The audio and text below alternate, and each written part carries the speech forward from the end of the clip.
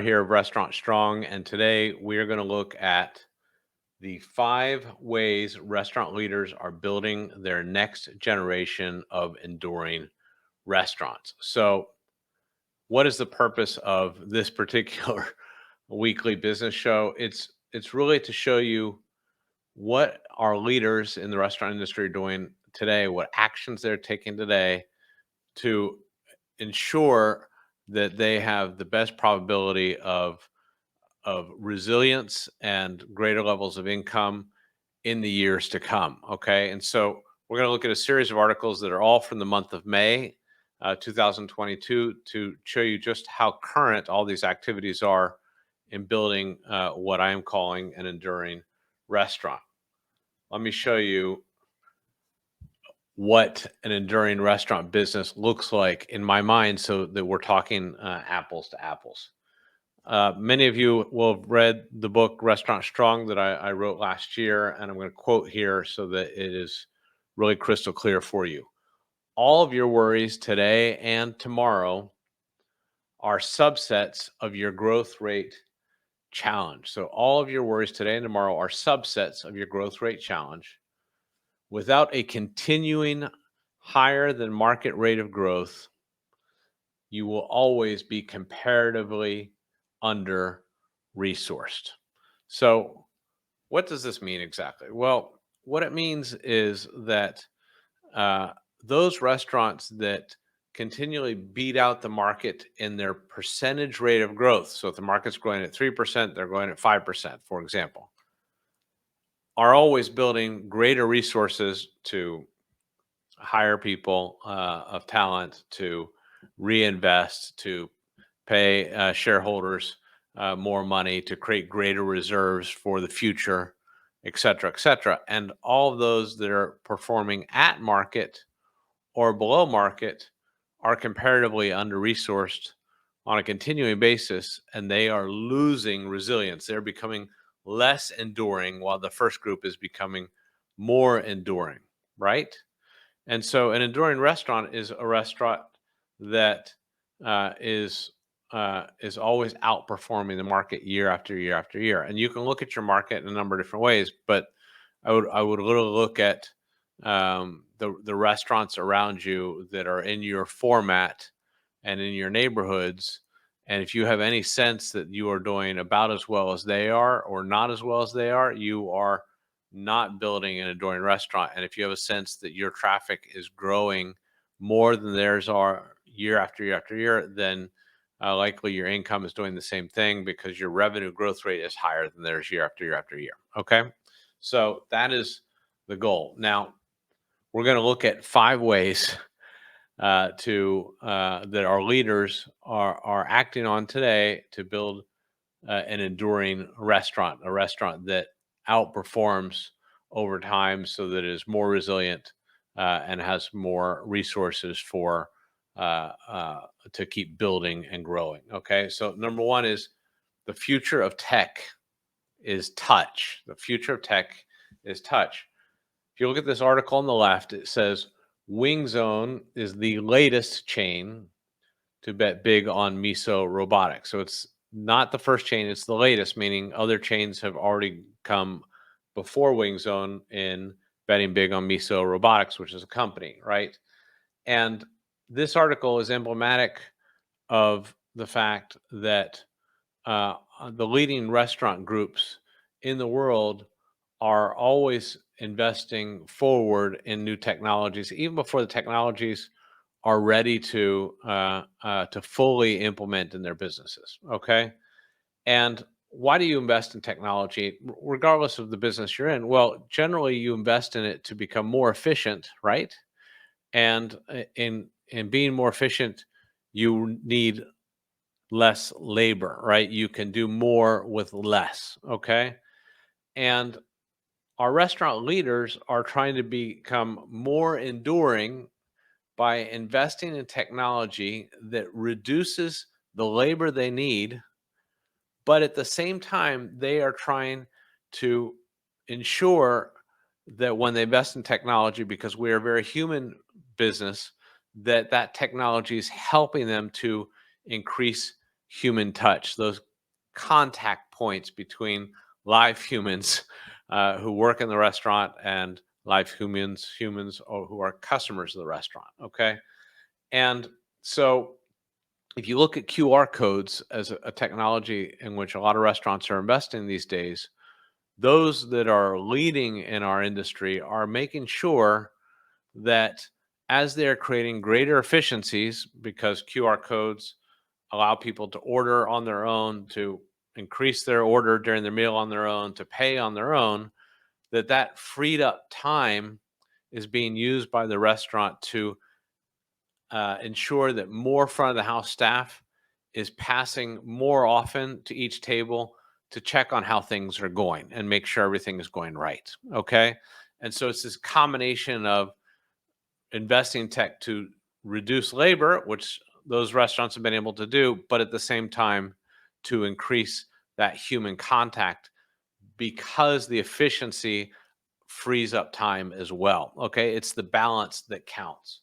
And if you are just investing in technology to create efficiencies, then you're not actually probably creating the enhanced human touch experience that restaurants need, particularly to stand above everybody else. And as restaurants move into robotics, as they move into outsourced remote drive-through ordering, for example, every single thing they're going to do, at least among our leaders, is going to be with this idea of making it a more human experience because of the efficiencies that the technology gives to those employees that remain in the business. Okay. Two, so the second way that our leaders are building enduring restaurants with their actions today is that they understand that retention is a structured commitment, not a gimmick. If you look at this article on the right, it says Chili's parent extends education benefits to employees' family members. So once you have worked for Chili's for 6 months, if you're in a management position, you can extend whatever educational benefits you want to a spouse or to a child, for example. Okay. And the purpose is to build long term bonds structured in a way, linkages, not financial bonds, structured in a way that the employees want to be locked into the business over years, okay, not over months. And so all the labor shortages that we faced have partly been responded to with a lot of gimmickry, right? $300 to sign on as an employee, $500 extra every 6 months, those sorts of things. But what really works miracles over time are making the commitments to the longest life aspirations that your employees have and figuring out ways that you can structure your business to assist them to achieve those lifetime aspirations that they have. And the more that you do that and the more you structure in such a way that they feel bound to the business, the more retention you're going to have. Okay. That's what our leaders are doing today to bring talent in and keep talent interested in the business long term. And over time, they will keep stepping these things up because they will be able to reduce their churn, right? They'll get more productivity and efficiency out of those employees that stay longer. And that will also free up additional resources to keep doubling down on how to invest in long-term retention plans. Got it? Three, micro formats will become huge dominoes. So the third way that restaurant leaders are aiming for enduring restaurants in their next generation of thinking is to reduce footprints. Okay. So if you look at this image on this slide, you'll see that the first domino is about 50% less in size than the second, which is about 50% less in size than the third. And that's actually a truth, right? That a smaller domino can knock down a larger domino, and therefore each subsequent domino can be larger and larger until you, with a micro format, have built quite a large organization. Okay. And I bring this to your attention because it's both an opportunity and a threat, depending on which side you sit on. Okay, and so we all understand that fast casual was an opportunity for those who pursued it, but fast casual took away a lot of market share opportunity from casual dining and from QSR. And so micro formats are going to eat away at everybody else's formats, but they're an opportunity for those that pursue them. So Inspire Brands teams with cloud kitchens, which and explores modular drive-through units. Okay, now what this means is that Inspire Brands, with the help of cloud kitchens, is building 200 square foot kitchens in highly accessible areas with a drive-through attached to the kitchen itself. Okay, and nothing else. 200 square foot kitchens with a drive-through. And this is just one new micro format that is trending right now, but there are others. Okay, for example, Reef, which is a large parking lot company in the United States, has noticed that in uh, in a lot of early cases of the building of ghost kitchens, the developers of those ghost kitchens chose to locate those kitchens in areas in which the real estate was cheaper, right? And so they could build 10 or 20 kitchens and lease those out to aspiring ghost kitchen operators, right? But what happened is those kitchens were not next to or right in the most densely lived marketplaces. And so they were actually somewhat distant in many cases from the customers that those ghost kitchens had to serve, right? And Reef is in the parking lot business. They're in the business of having parking lots and managing parking lots in very dense urban areas, right? And so they are building smaller footprint ghost kitchens on those lots. And we'll see this growing over time in many parking lots across America, not just those of that company, so that restaurant companies can have small footprint ghost kitchens right in urban areas to serve for delivery. Okay.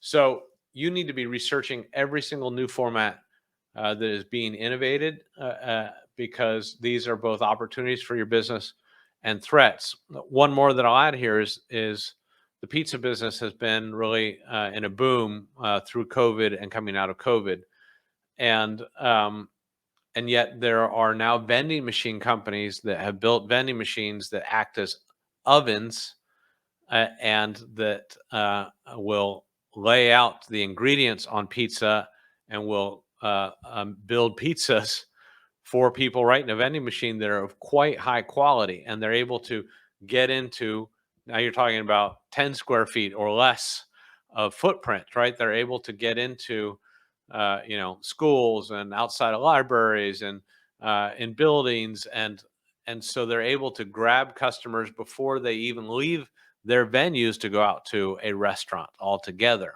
right?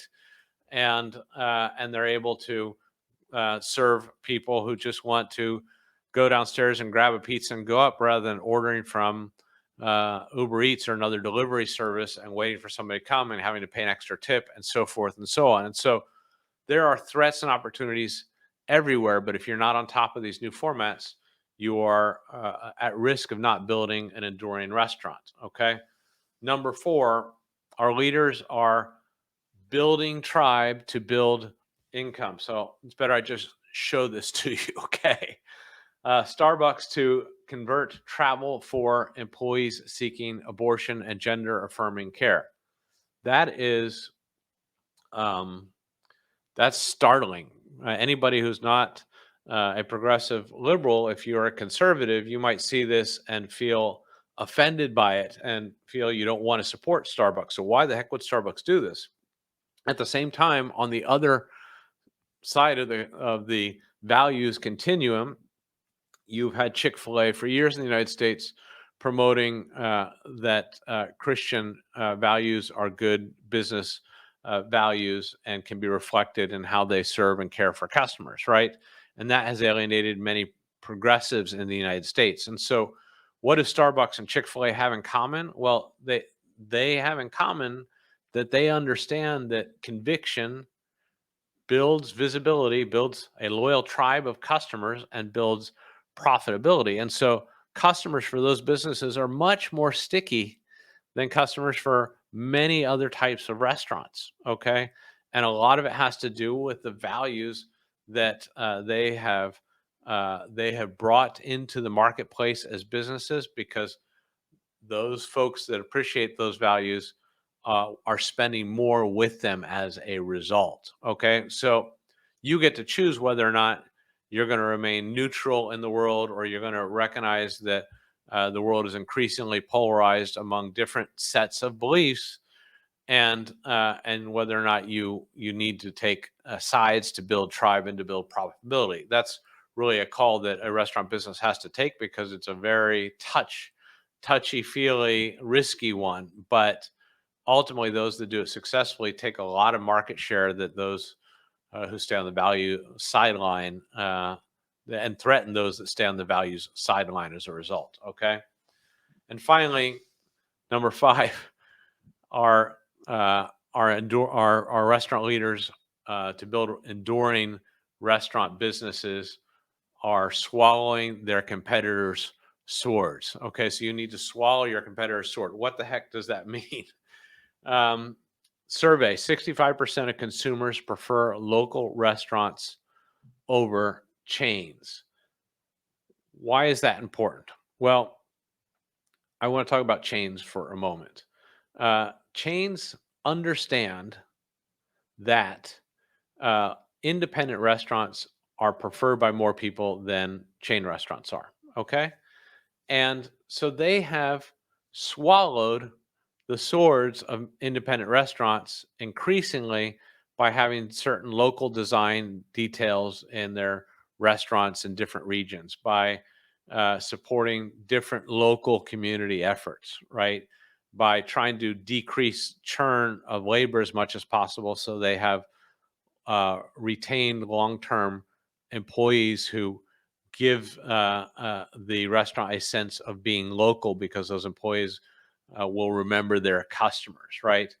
And and they message for local audiences. They support local teams, and so forth and so on. And so they are swallowing the swords of independent restaurants to try to take some market share and some strengths of independent restaurants and make them their own strengths, or at least cover for some of their own weaknesses.